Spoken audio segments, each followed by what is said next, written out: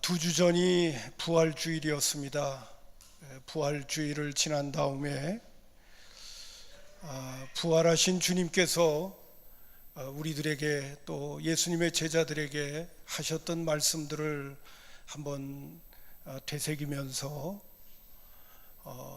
또 예수님께서 3년 6개월 동안 말씀해 주셨던 내용들도 중요한 하나님의 나라의 메시지이기는 합니다마는, 그러나 부활하신 다음에 40일 동안 지상에 머물러 계시면서 제자들에게 하셨던 말씀들은 그 어떤 말씀보다도 더 중요한 그런 핵심적인 메시지를 제자들에게 던져주시지 않았나 하는 생각을 가져봅니다. 그래서 오늘 저는 여러분들과 함께 부활하신 예수님께서 제자들에게 하셨던 교훈과 권면의 메시지들을 잠시 살펴보면서 기도의 제목으로도 삼고 또 주신 말씀을 마음속에 새기면서 믿음을 화합시켜서 복음의 능력을 또 누려가는 그런 그리스도인들이 되어야 되겠다 하는 생각이 들었습니다. 그래서 오늘은 특별히 누가를 통해서, 누가복음에서 부활하신 예수님께서 제자들에게 하셨던 메시지, 특별히 4가지, 그것을 오늘 본문 말씀을 중심으로 해서 여러분들에게 말씀을 함께 나누면서 마음속에 새기기도 하고 기도 제목으로도 정말 삼을 수 있는 그런 기회가 됐으면 참 좋겠습니다. 예수님께서 부활하신 다음에 제일 먼저 제자들에게 나타나셔서 선포해 주셨던 메시지가 뭐냐면 평강이 너희들에게 있을지어다 하는 말씀을 주셨다는 것입니다. 오늘 36절에 보니까 이 말씀을 할 때 예수께서 친히 그들 가운데 서서 이르시되 너희에게 평강이 있을지어다 하시니, 그렇게 말씀을 해주셨어요. 부활하신 주님께서 제자들에게 꼭 주시고 싶은 메시지가 뭐냐 하면 평강이 있는 삶을 이제는 너희들이 얼마든지 살 수가 있다 하는 말씀을 제자들에게 주시게 되어졌다는 것입니다. 근데 왜 예수님께서 다른 말씀들도 많이 있을 텐데 그 중에서 왜 특별히 평강의 메시지를, 또 평강이 너희에게 있을지어다 하는 그런 말씀을 주셨을까 하는 부분을 생각하게 될 때, 요한복음 20장 19절에 보니까 예수님께서 제자들에게 나타나셨을 때도 이렇게 이 말씀을 주십니다. 이날 곧 안식 후 첫날 저녁 때에 제자들이 유대인들을 두려워하여 모인 곳에 문들을 닫았더니 예수께서 오사 가운데 서서 이르시되 너희에게 평강이 있을지어다, 이렇게 선포해 주셨던 것이죠. 제일 먼저 제자들에게 주셨던 중요한 메시지는 이 평강을 외쳐주셨고, 평강의 사람이 될 것을 말씀해 주셨던 이유는 제자들이 두려워하고 있었기 때문에 그렇습니다.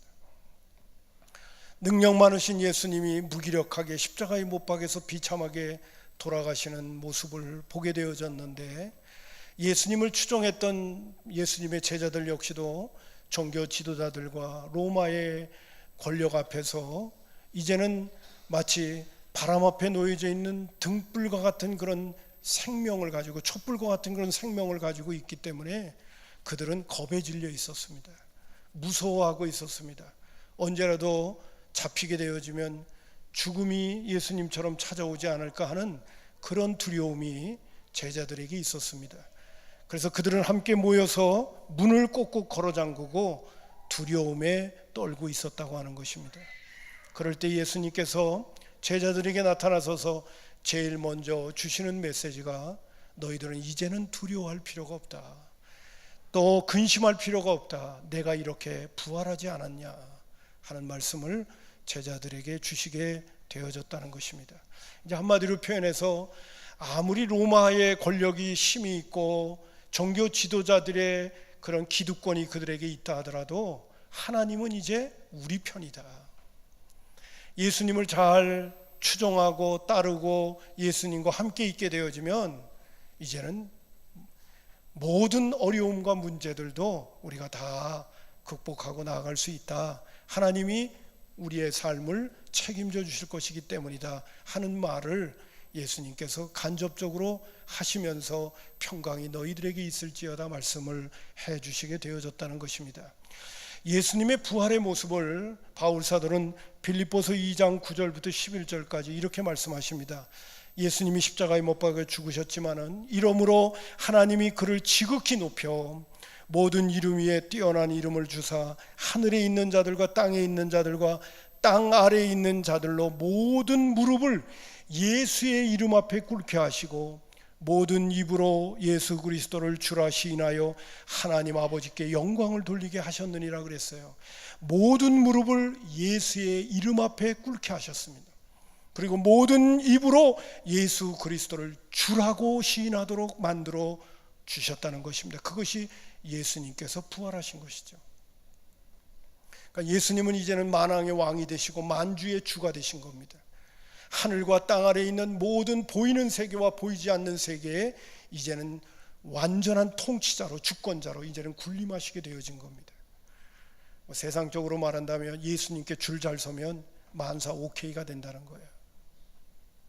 예수님은 그러한 의도로 이제는 제자들에게 말씀하십니다. 너희들은 이제 걱정하지 마라, 염려하지 마라, 두려워하지 마라. 하나님이 내 편이시고 하나님이 나를 사망 권세에서 일으켜 세워 부활시키지 않았느냐. 그리고 내가 이제는 만왕의 왕이고 만주의 주가 되지 않았느냐. 내 앞에 모든 보이는 세계와 보이지 않는 권세들이 다 무릎 꿇게 만들지 않았느냐. 이제는 걱정하지 말아라 라고 말씀하고 계시는 겁니다. 그 만왕의 왕이시고 만주의 주가 이제는 너희들을 책임지겠다는 거죠. 예수님께서 제자들에게 마지막도 이런 말씀도 하셨습니다. 내가 세상 끝날까지 너희와 함께 있겠다고 그랬어요. 할렐루야. 그래서 오늘도 예수 믿는 그리스도인들이 정말 주님을 바라보고 주님을 의지하고 나아가게 되면 우리에게 주어지는 가장 기본적인 복이 뭐냐? 평강의 복이 주어진다는 것입니다. 여러분, 이 평강의 복이 주어진다는 것이 여러분 오해는 하지 마세요. 내 뜻대로, 내 생각대로, 내 방법대로 인생이 성공할 것이다, 어려움은 없을 것이다, 문제는 다 해결될 것이다, 그런 얘기를 하는 것은 결코 아닙니다. 사실 예수님의 제자들이 예수님의 부활을 목도하고 그리고 예수님의 증인의 사명을 감당하다가 예수님의 제자들은 다 순교했습니다. 세상적으로 말해서 죄송한 표현입니다. 이런 말을 표현하면 안 되는데 제명에 못 죽었어요. 그래도 예수님의 제자들은 죽음 앞에 쓸 적에도 그들은 두려워하지 않았습니다. 왜냐하면 이 땅의 삶이 전부가 아니라는 것을 알고 있었기 때문입니다. 그들 마음속에는 하나님이 주시는, 또 우리 주님이 함께 계시면서 역사하시는 평강이 그들 마음속에 있었던 것이죠. 부활의 신앙이 분명하고 부활의 주님을 바라보는 믿음이 분명했기 때문에 그들 마음속에는 평강이 있었던 것이에요. 여러분, 예수님이 예수님의 제자들에게 너희들에게 평강이 있을지어다라는 이 평강이 우리들도 살아있는 믿음을 갖고 있기 때문에 어떠한 현실의 상황과 여건이 우리에게 부딪히고 어려움이 우리에게 다가오더라도 내가 주님 꼭 붙들고 있는 한 하나님께서 나에게 평강을 주시고 미래를 책임져 주실 거라고 하는 것을 꼭 믿음으로 말미암아 늘 마음속에 평안과 감사가 있기를 주님의 이름으로 축원합니다. 이것이 부활하신 예수님께서 제자들에게 첫 번째 주셨던, 복음을 알고 복음을 믿고 복음 안에서 사는 사람들이 누려야 될 귀중한 은혜임을 그들에게 말씀을 해 주셨던 것입니다. 두 번째로 예수님께서는 제자들과 대화를 나누시면서 예수님의 부활체를 자세하게 그들에게 보여주셨다는 사실입니다. 제자들은 예수님의 부활체를 보게 될 때 이 세상에 있어야 아주 한 번밖에 있을 수 없는 초유의 역사가 일어난 거예요. 이건 도대체 믿을 수 없는 이야기입니다. 인간이 갖고 있는 한계를 가지고는 예수님의 부활체를 보는 순간 이게 도대체 믿겨지지를 않는 거예요. 그래서 그들 나름대로 갖고 있는 상식이 뭐냐면 우리가 환상을 보는 게 아닌가, 우리가 그냥 영을 보는 게 아닌가, 그렇게 착각하면서 두려워했어요. 그랬더니 예수님께서 예수님의 부활체를 말씀하실 때 영은 뼈와 살이 없지만은 나는 뼈와 살이 그대로 있다, 나를 봐라. 또 아마 예수님이 나를 만져보라고까지 하셨을 것입니다. 그리고 예수님의 부활체가 참 신기하게도 예수님의 제자들이 다락방에서 유대인들을 두려워하고 종교 지도자들을 두려워해갖고 문을 꽁꽁 걸어 잠그고 그들은 숨어 있었는데, 예수님은 잠겨 있는 그 문을 열어달라고 그런 것이 아니라 그 문을 그냥 통과해 들어오셔서 살과 뼈가 그대로 있으신 분인데 그 벽을 뚫고 들어오셔서, 문을 뚫고 들어오셔서 제자들을 만나주시는 장면은 우리도 상상도 할 수 없는 부활체의 신비스러운 모습이라고 하는 것을 우리는 상상을 해볼 수가 있게 됩니다. 제자들에게도 말씀하십니다. 영은 살과 뼈가 없지만은 나는 살과 뼈가 있다. 그리고 얼마나 너희들이 이해할 수 있을런지 모르겠지만은 내가 지금도 존재하고 있는 그대로의 모습이라고 하는 것을 보여주기 위해서 너희들께 먹을 것이 있느냐. 그랬더니 제자들이 생선 한 토막을 주시니까요, 그것을 받아서 잡수시면서 자신이 지금 존재하고 있다는 것을 실감나게 제자들에게 보여주셨다는 사실입니다. 여러분, 예수님의 부활은 오늘도 천년 열매인 줄로 믿습니다. 부활의 첫 열매라는 말 아시죠? 예수님이 부활하시면 우리도 예수님의 부활체와 같은 모습으로 우리도 그렇게 변화될 거예요. 저는 이 부활의 신앙과 부활체의 모습을 믿음으로 바라볼 때마다 한편으로 그런 생각이 듭니다. 우리의 삶이라고 하는 거, 나라고 하는 존재가 궁극적으로는 성공한다는 거예요.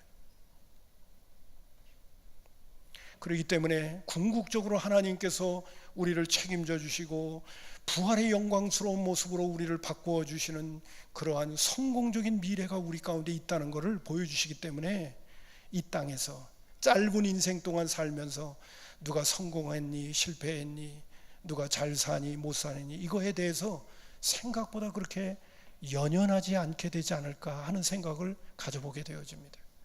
누가 조금 나보다 낫다고 그래서 낙심하고 열등의식을 갖는다든지, 때로는 내가 누구보다 좀 많은 걸 누리고 있고 많은 걸 갖고 있고 많은 좋은 위치에 있다고 해서 내가 우쭐거리고 교만하고 그럴 필요도 없다는 것이죠.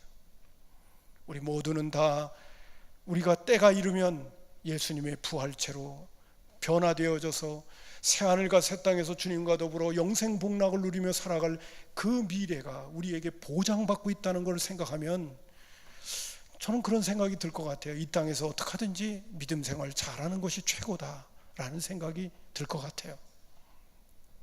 삶을 살아가는 것이 바쁘고 피곤하고 또 여러 가지 번잡스럽고 복잡하고 그런 삶의 자리 속에 있기는 하지만은 그래도 여기서 영원히 사는 게 아니니까 주님께서 마련하신 새하늘과 새 땅이 있고 뿐만 아니라 영원한 하늘나라가 있고 그리고 나를 새롭게 변화시키시는 그러한 부활체가 있다는 것을 생각하며 그 나라에서 살 거를 생각한다면 여러분, 여기서 영원히 살 것처럼 그렇게 사는 것이 아니라 그 나라에 가서 영원히 살 것을 우리가 미리미리 잘 준비하는 것이 훨씬 지혜로운 삶이 아닐까요? 그러나 우리는 육신을 입고 이 땅에 살다 보니까요, 우리 주님께서 약속하신 미래의 세계를 때때로 우리는 까마득하게 잊어버리고 살 때가 너무 많은 것 같아요. 뿐만 아니라 우리가 이 땅에서 주님이 약속하신 미래의 세계에 대해서 우리가 잊어버리고 살 때가 많고 이 땅에서 보여지고 내가 느껴지고 경험되어지고 그리고 오늘도 나에게 도전되어지는 삶의 문제들이 더 가까이 다가오다 보니까 때로는 주님께서 준비해 주신 미래의 세계를 생각하기보다는 지금 당장 여기서 어떻게 하면 좋을까에 더 우리의 마음이 빼앗기기 쉬운 것이 저와 여러분이 아닌가 하는 생각을 가져보게 되어집니다. 그러나 우리 주님은 오늘도 우리에게 말씀하고 계십니다. 내가 부활했다. 내가 하늘과 땅 아래 있는 모든 권세를 가진 자들이다. 그리고 나를 잘 바라봐라. 뿐만 아니라 부활의 영광스러운 소망이 미래에 있는 것을 늘 잊지 말고 믿음을 가지고 소망 중에 즐거워하면서 이 땅에서의 삶을 어떻게 살아야 주님 앞에 서는 그날 주님 앞에 주님과 함께 웃을 수 있을까, 그 부분을 늘 생각하면서 살기를 우리에게 바라고 계시는 줄로 믿습니다. 한 주간 동안 세상에서 바쁘고 분주하게 살더라도 교회에 와서는 목사님 설교 들으면서 내가 딴 세상에 왔나 그런 생각이 좀 들으셔야 됩니다. 할렐루야. 한번 옆에 있는 분하고 이렇게 인사하십시다. 부활 중에, 아니, 소망 중에 즐거워합시다 하겠습니다. 예수님께서 두 번째로는 부활체를 자세하게 보여주시면서 너희들도 이렇게 부활할 것이다, 그것을 제자들에게 말씀을 해주셨다는 것입니다. 여러분, 이 땅에서의 삶에 대해서 또 혹시 한숨 짓고 계시는 분이 있다면 너무 여기에 마음 빼앗기지 마세요. 주님이 마련하신 영원한 세계가 있고 부활의 세계가 있다는 걸 꼭 믿음으로 바라보시면서 오늘도 소망 중에 즐거워하시고 감사하는 마음으로 오늘 또 하루를 잘 살아낼 수 있는 믿음의 권속들이 되기를 주님의 이름으로 축복합니다. 연로해져 가시는 분들은 제가 오늘 이 말씀을 드리는 건 더 즐거울 것 같아요. 자꾸 이쪽 저쪽이 고장이 나거든요. 어르신들 만나보게 되면 그분들이 한결같이 하는 얘기들이 있어요. 건강했으면 좋겠다는 것입니다. 아프지 않았으면 좋겠다는 거예요.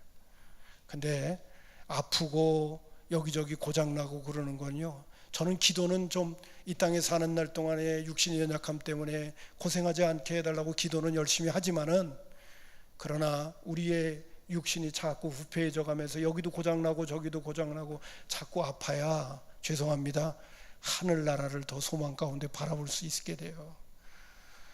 여기서 그냥 살더라도 그냥 늘 건강하고 튼튼하고 그러면 여기만 바라보고 있거든요. 야, 이거 좀 정리를 좀 해야 되겠다 하는 마음이 있어야 진짜 소망이 분명해지는 거예요.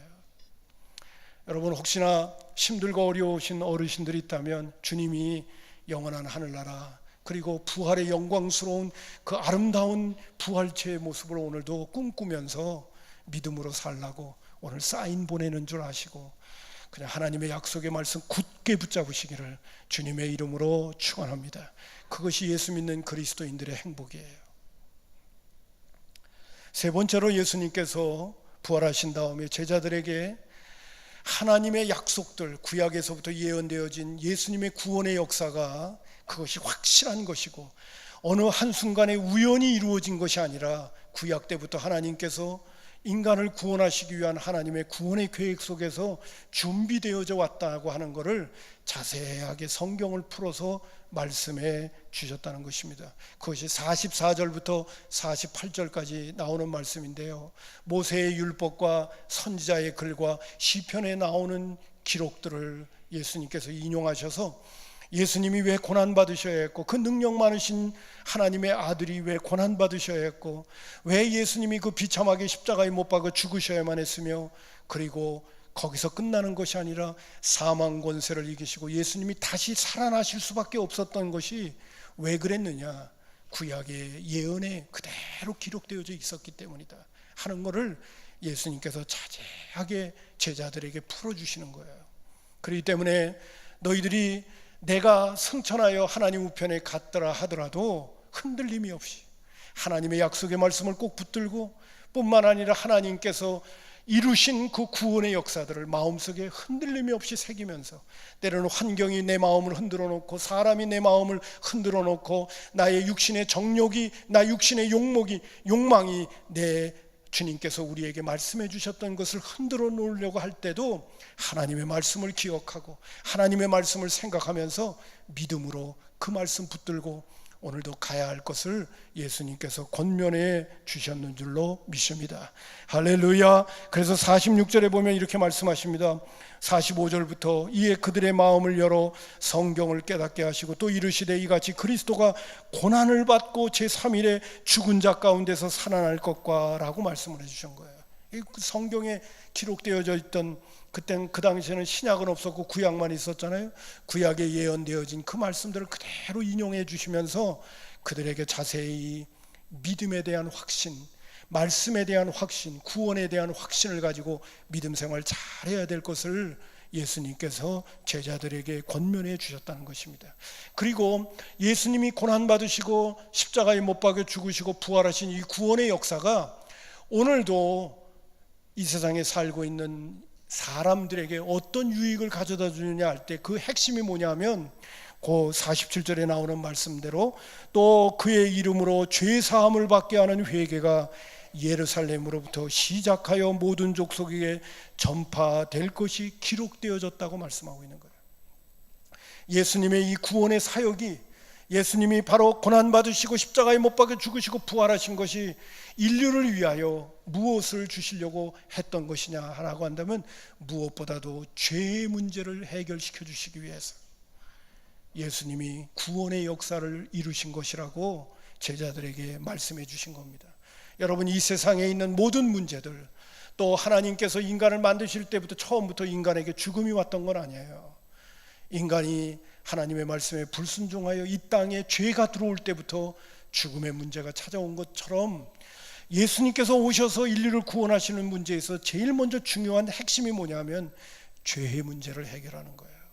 할렐루야. 그래서 오늘 이 말씀과 같이 죄 사함을 받게 하는 회개, 죄의 문제를 해결할 수 있도록 그렇게 주님께서 구원의 역사를 이루어 주셨다고 우리에게 말씀하고 계십니다. 그래서 영원한 하늘나라는 누가 들어가는지 아세요?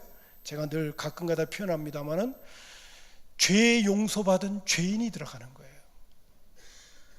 여러분, 이 땅에서 의롭게 살아가지고 의인이 돼서 천국 들어가는 게 아니라 죄 사함 받은 사람이 들어가는 곳이 바로 어디냐? 그곳이 바로 천국이라는 사실입니다. 제가 여러분한테 표현을 불린다면 다시 한번 이렇게도 할 수 있어요. 죄 용서 받아서 의롭다함을 받고 들어가는 나라가 영원한 하나님의 나라인 줄로 믿습니다. 이게 바로 죄 용서함이라고 하는 거예요. 이것처럼 크고 놀라운 은혜가 없는 것이에요. 제가 예수님 정말 인격적으로 만나고 거듭남의 체험을 했을 적에 그 체험을 지금도 상세하게 기억하고 있는데, 저는요 그때 막 죄 용서함을 받았다는 은혜를 경험하게 될 때요, 막 하늘을 날아갈 것 같더라고요. 얼마나 몸이 가벼워지고 가뿐해지고 그러는지 몰라요. 그래서 시편에 나오는 말씀과 같이 오 우리 영혼이 벗어났도다. 사냥꾼의 올무에서 새가 올무에 갇혀가지고 답답해하고 힘들어하고 어려워하다가 그 올무에서부터 풀려나가지고 창공을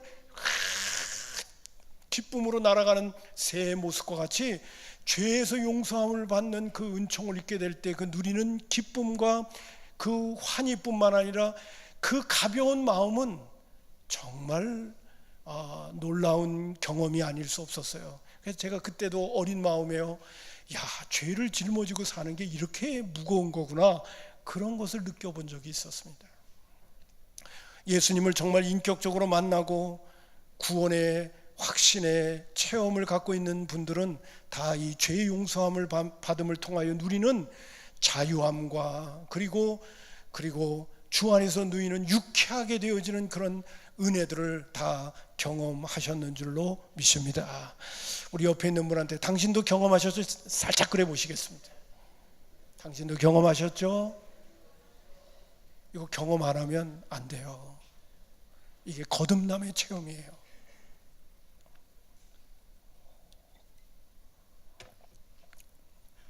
예수님이 우리에게 베푸신 구원의 가장 핵심적인 것이 여러분 죄의 문제의 해결이라고 하는 것을 꼭 다시 한번 마음속에 새기시기를 주님의 이름으로 축복합니다. 죄의 문제가 해결되면 하나님과 나와의 관계가 회복되어지고 하나님께 있는 모든 자원들이 나에게 그때부터 공급되기 시작하는 거예요. 전능하시고 무한하신 하나님의 모든 자원들이 나에게 공급되어지면서 예수 믿는 그리스도인들이 누리는 행복은 그때부터 풍성한 삶으로 이어져 가는 거죠.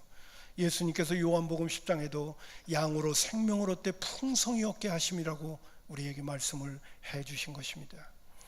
이런 놀라운 축복이 오늘 예수 믿는 그리스도인들에게 주어졌는 줄로 믿습니다. 그리고 나서 예수님께서 또 한 가지 말씀해 주셨던 부분이 뭐냐면 48절에 너희는 이 모든 일의 증인이라고 말씀해 주시는 거예요. 여러분, 예수 믿는 그리스도인들이 예수님을 만나고 예수님 안에서 살면서 누리는 모든 은혜와 행복들은요, 내 주변에 주님을 알지 못하는 영혼들에게 반드시 증거해야 될 사명이 믿는 그리스도인들에게 있게 되어졌다는 것을 우리 모두는 알아야 돼요. 초대교회 믿음의 식구들이 복음을 전하고 설교할 때마다 그 그들의 핵심 메시지가 뭐냐면 예수님은 부활했다고 하는 사실이었습니다. 그들은 정말 두 눈으로 예수님의 부활체를 보았거든요. 그리고 그 예수님을 믿으면 놀라운 은혜의 세계가 펼쳐질 것을 모든 사람들에게 증거했던 것을 볼 수가 있어요. 여러분, 예수 믿고 받은 은혜 분명하시죠? 받은 은혜 없으세요? 그럼 왜 예수 믿으세요?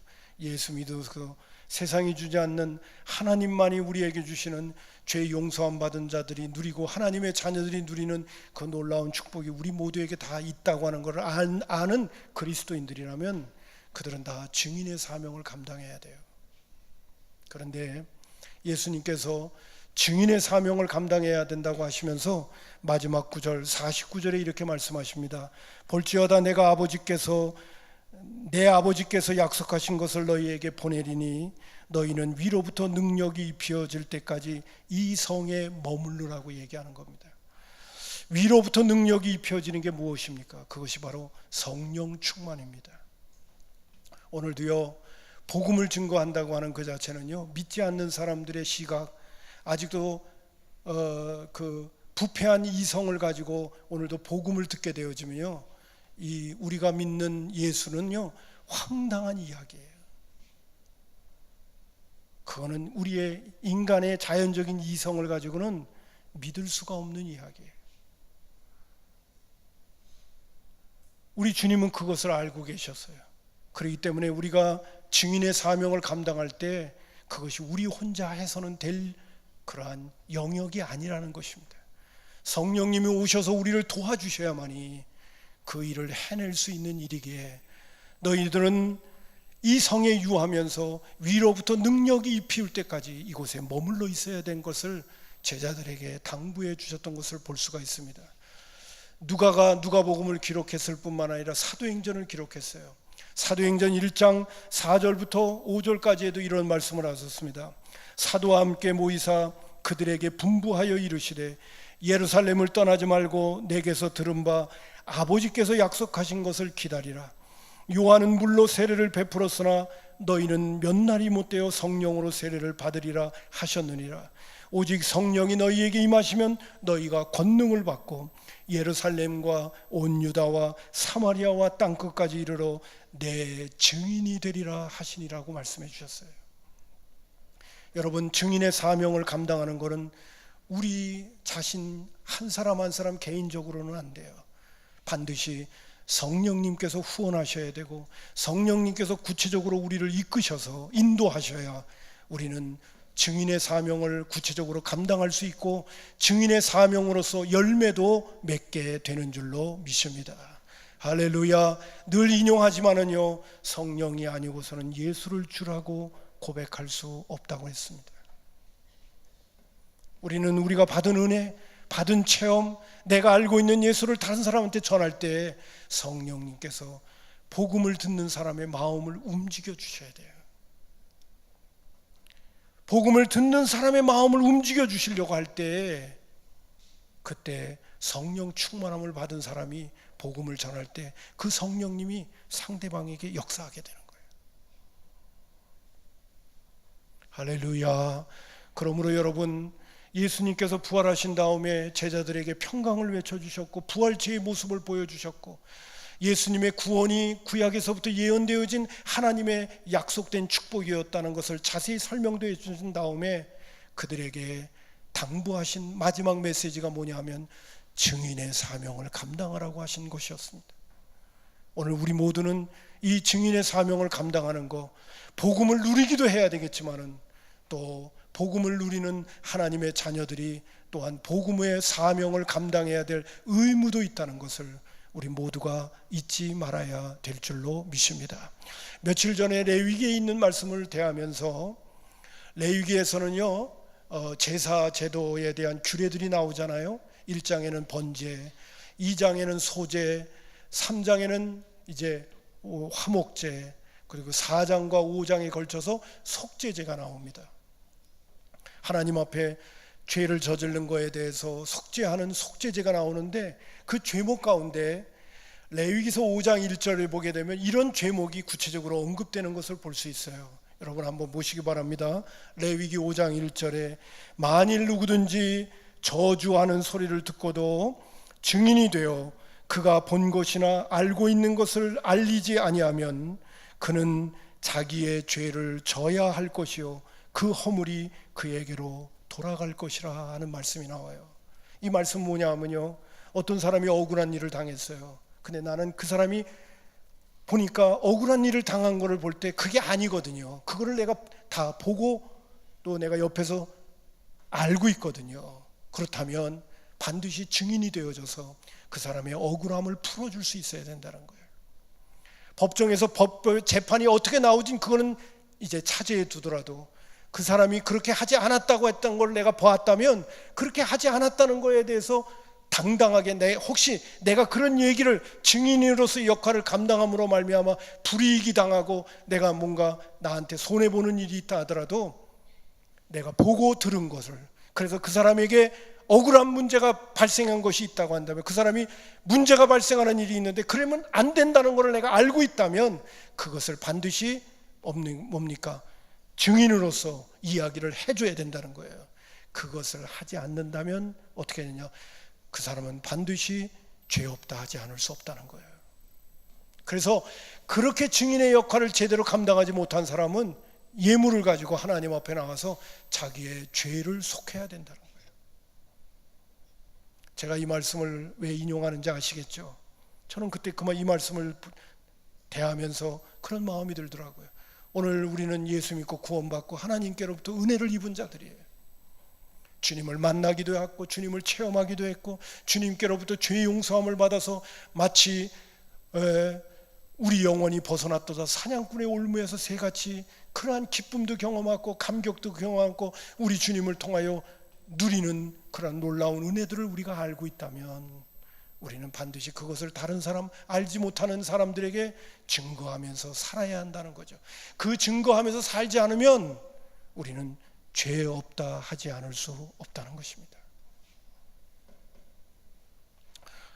여러분, 그러므로 초대교회 믿음의 식구들은요, 그들이 예수 믿고 구원받고 하나님의 자녀가 된 다음에 예수 믿는다는 이유 때문에 사도행전 2장에서부터 쭉 보게 되면요, 종교 지도자들에 의해서 핍박이 시작되어졌습니다. 사도들은 예수님의 부활을 증거하니까요, 예수님을 십자가에 못 박아 죽였던 종교 지도자들이 이제는 곤란한 처지에 놓이게 되어졌잖아요. 그들이 행했던 것이 다 죄가 되는 것이고 문제가 되잖아요. 그래서 베드로와 요한을 법정에다가 세워놓고 협박도 하고, 그리고 입 다물라고, 다시 예수의 부활을 증거하게 되면 가만두지 않겠다고 그렇게 하고 내놓게 되어집니다.